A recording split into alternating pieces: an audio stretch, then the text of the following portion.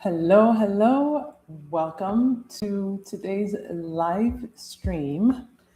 And I want to open this stream up with just one specific piece of data.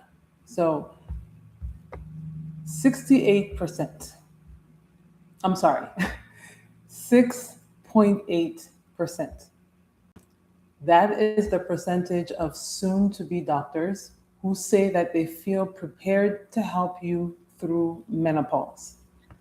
Now, this number is coming from a 2019 survey of medical residents. So these are the soon to be doctors, right? And these are residents who were training in family medicine, in internal medicine, as well as in gynecology. And when they did a survey of like a subset of those soon to be doctors, only 6.8% said that they felt adequately prepared to help women through menopause. Now, think about that. The same people who are being trained and sent out into the world to help us with our health, those same people are telling us that they do not even feel sufficiently prepared to take on that task, right? And this to me explains so many of the frustrations that you probably feel when you go to a doctor's office because women say the same thing over and over and over. They feel like they're being dismissed, they feel like they're not being taken seriously, they feel like they're not getting the guidance or the support that they deserve or expect from their doctors. Now, the thing with this reality is that it becomes easy to think that the doctor is the villain in the picture, right? But the truth is, really based on that, like they are completely lost also, because even when they do care, even when they do want to help, they are literally not equipped, not prepared because they were never given the proper education when it comes to working in any way, shape, or form. So, with today's live, what I want to do is two things. The first thing is I just want to take you through some data that really speaks more to why things are the way they are, but then also after that, more importantly, talk to you about the steps that you can take to take charge of your health, regardless of whether you are working with a doctor or not. Because the truth of the matter is, your health and your well-being and your ability to thrive is not determined only by a doctor, is not determined only by something that can be prescribed. A significant amount of that is actually within your control, within your ability to influence. And so I'm also going to walk you through some of those things in this live, right? So first, let some of the information or some of the data that I wanted to just share with you, because I really think that I'm sure, like anything I say to you, I'm sure it's not going to be shocking because again, most women have had the personal, visceral experience of just feeling like they're not getting the help that they want. So this is not so much. This is really just to give you a little more insight into why it is the way it is and why on the one hand, it's not even worth putting so much, maybe a lot of energy into getting frustrated about it in the sense that we're in a very bizarre world right now when it comes to how doctors are being prepared. And it's like your energy is frustrating, but at some point your energy is just better spent just focusing on what you can control because you're going up so much more than just one doctor. It's an entire system. Okay, so here's just some information that I found, and this information goes from like 2013 all the way to 2023. So, and in that 10-year time frame, you'll see that unfortunately not a lot has changed. So, starting with 2013, there is a survey that was done on some OBGYN residents. So again, these are the soon-to-be doctors. Now, in that survey, approximately 21% of them said that the program they were in had formal menopause education. And then only 16.3% said they had gone through a defined menopause clinic. So in this case, a clinic is typically like where you go and actually get hands-on practice with real patients going through the thing that you're studying, not just theory, not just lecture. So only 16% said the program that they were in had an actual menopause clinic. So that was in 2013, okay? And many of those same who's OBGYN residents also said that they felt that they needed more training, more education on hormone therapy, on bone health, on heart health, and a few other things. So very, very telling. Then there is also another survey that was done in 2019, and this one was a survey of residents in family medicine. Oh, I'm sorry. So the first one actually was just OBGYN residents, okay? This one was actually those that were in family medicine, in internal medicine, and in OBGYN training. So 20% of them, again, very similar to the previous survey, about 20% said they had no menopause lectures at all. And then only 6.8% felt that they were prepared to help women through menopause. So this is now the stat that I gave at the opening of this video. So that was a 2019 survey. And then more recently, so in 2023, there was a survey that was done, and this was a survey that was targeting the OBGYN program directors. So the program directors are the people who actually run these programs and put them into place. And 31% of them said that their program had a menopause curriculum, right? So 31% said, yes, we have a menopause curriculum, which means close to 70% of these program directors are basically saying that they don't have a menopause curriculum for their gynecology program.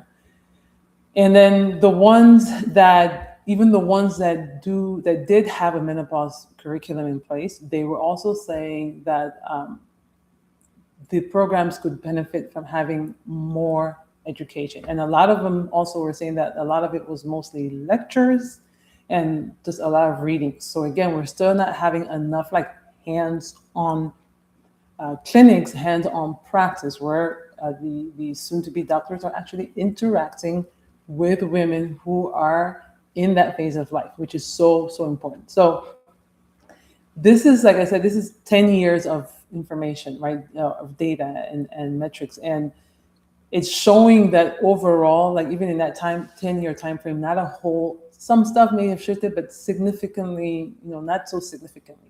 And this is interesting because when you really think about it, let's say somebody who participated in that survey back in 2013, like that is most likely the person that somebody out here is working with as, when you go to a doctor, right? So the people that you are connecting with today as doctors are more than likely coming from that batch that were residents, right?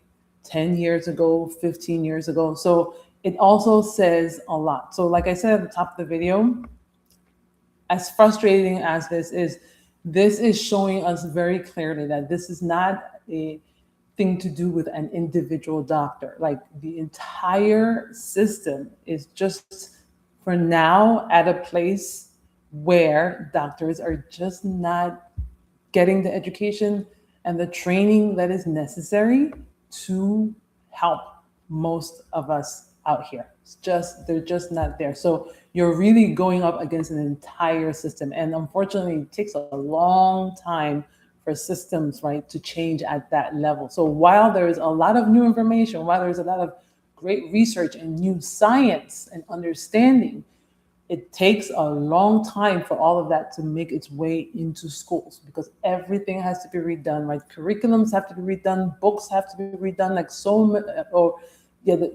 books have to be redone, or the types of books, right, have to just be changed completely. Like there's so many things that have to happen, which is unfortunately why the scientists are typically, the researchers are the ones making the breakthroughs, and we hear about them in podcasts and interviews, but then unfortunately the schools just take longer. So again, as frustrating as it is, understand that this is It's not just like one, some doctors are educating themselves and taking their own steps, but there's a bigger thing happening here where the whole system has to change sufficiently to the point where now most women can just comfortably wander into any, gynecologist office and feel like they're going to get what they expect. Okay.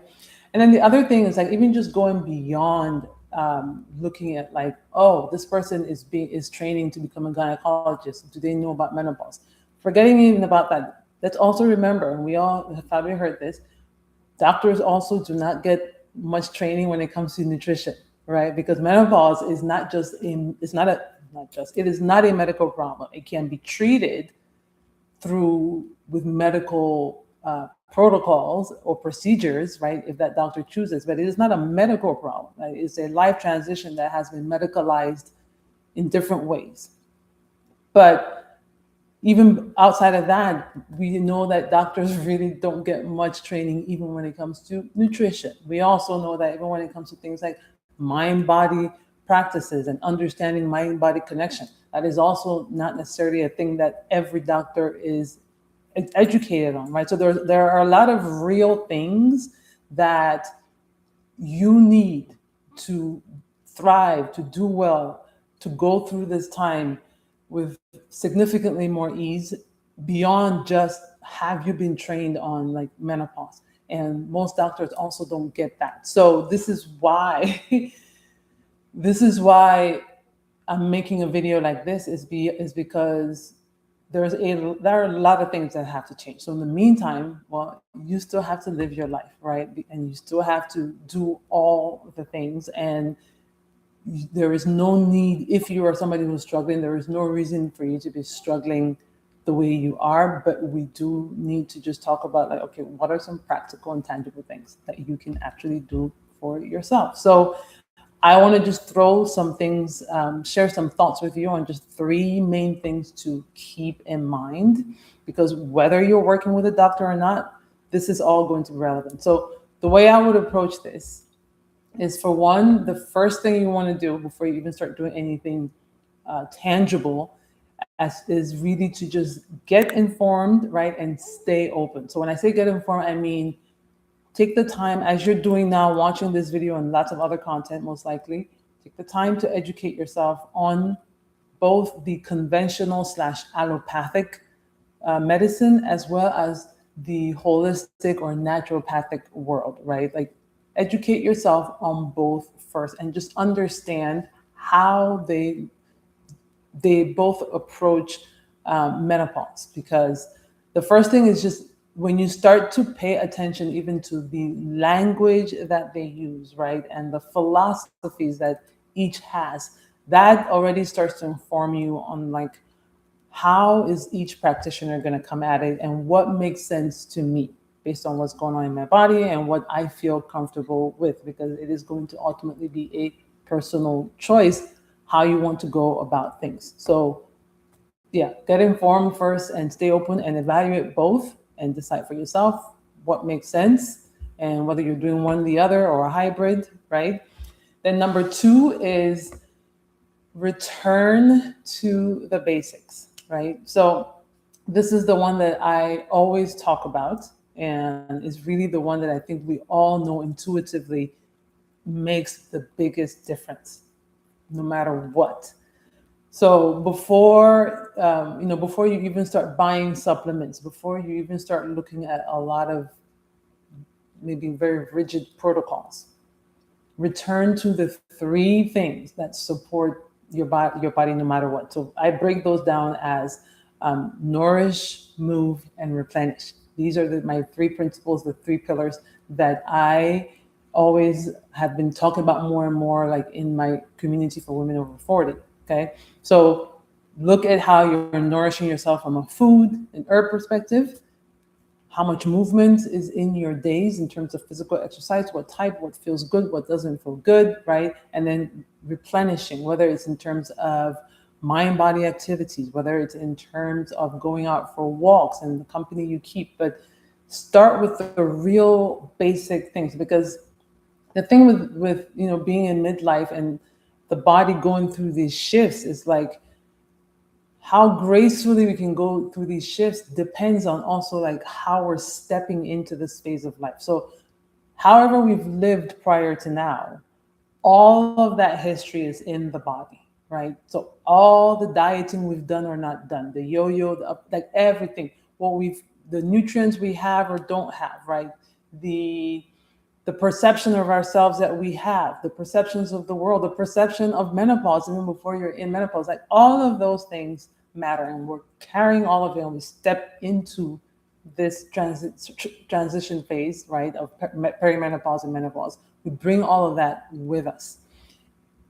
And so there's just that. And that's where like things like the mind body connection play together, right? Because it is very much our perception alone can change our chemistry. So beyond what the body itself is just already programmed to do, there's the added layer that our body's internal chemistry is also being affected by what we're eating, you know, how we're perceiving things, right? And our stress and just all the things that you already know, I'm sure. So that's your power. That's your full like sphere of influence, if you want to call it that. That is where you have the most impact. That is the thing that no prescription can necessarily do for you, not because prescriptions are inherently bad, but like I said, your perception is your perception. That's you and you, right? However you choose to go about things, for example. So return to the basics, because the more you nail the basics and the less you have to over rely on external things, because you've mastered your own self, right? And it's not easy. So when I say it like this, I'm not, hopefully it's not coming across as something that is flippant, but I'm trying to get across the fact that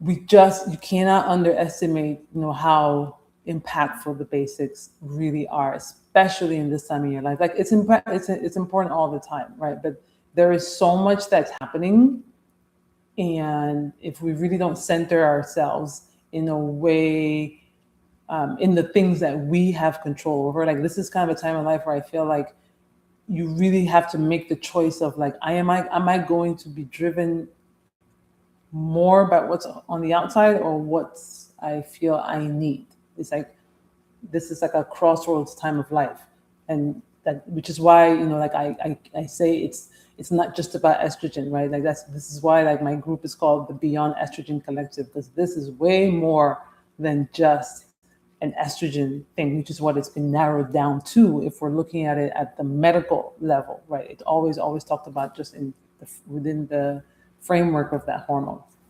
So that's my second thing, is a return to the basics.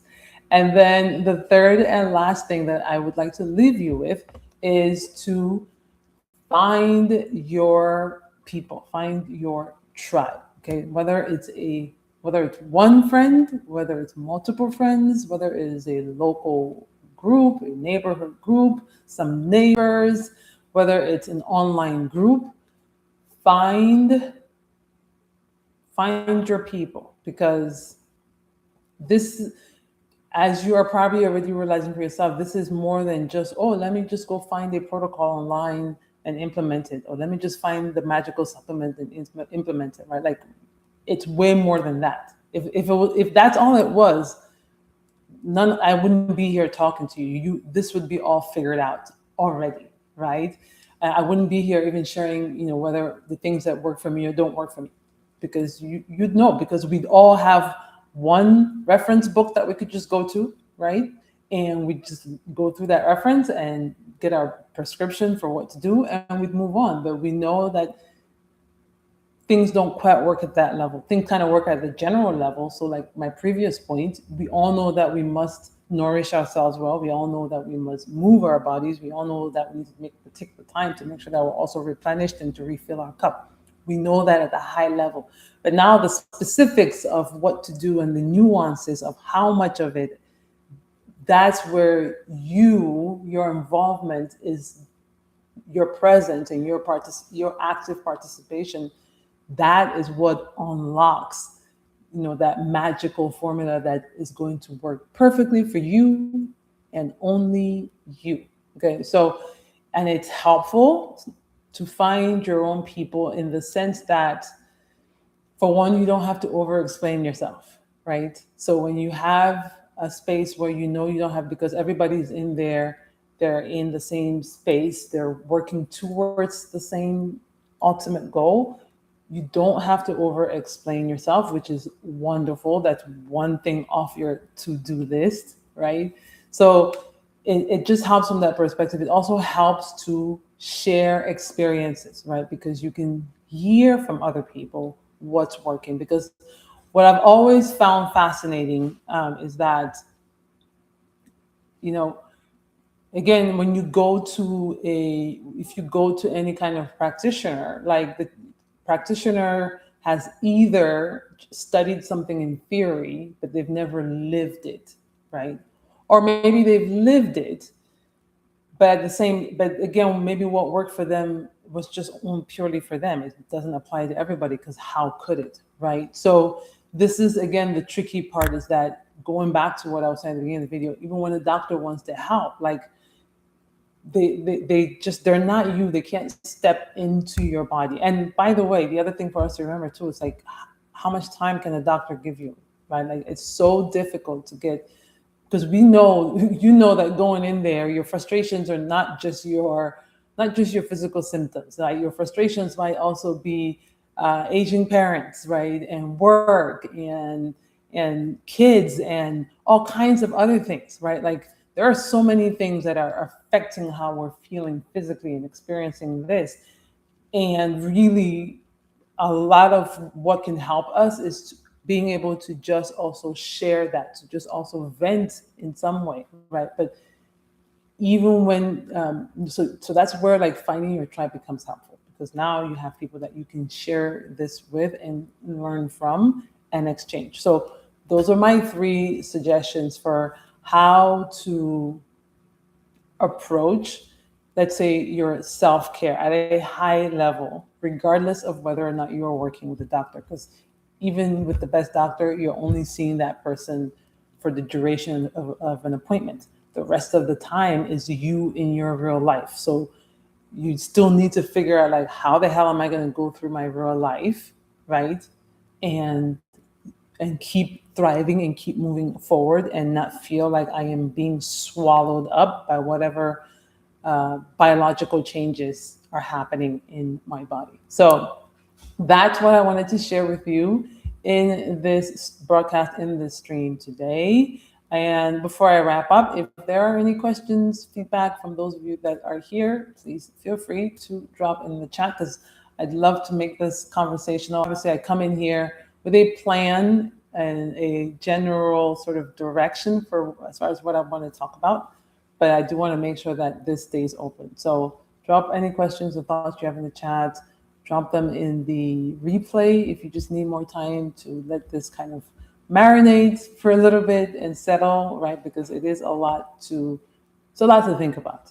It's a lot to think about. But I really do think, like the title of this live was "No One's Coming to Save You," and that's okay. And I really do want to zoom in on the "that's okay" part, because the truth is, we've always been responsible, and not in the sense of blame, but in the sense of the ability to take ownership, right? Like we've always been responsible for our health. It's really not a new thing.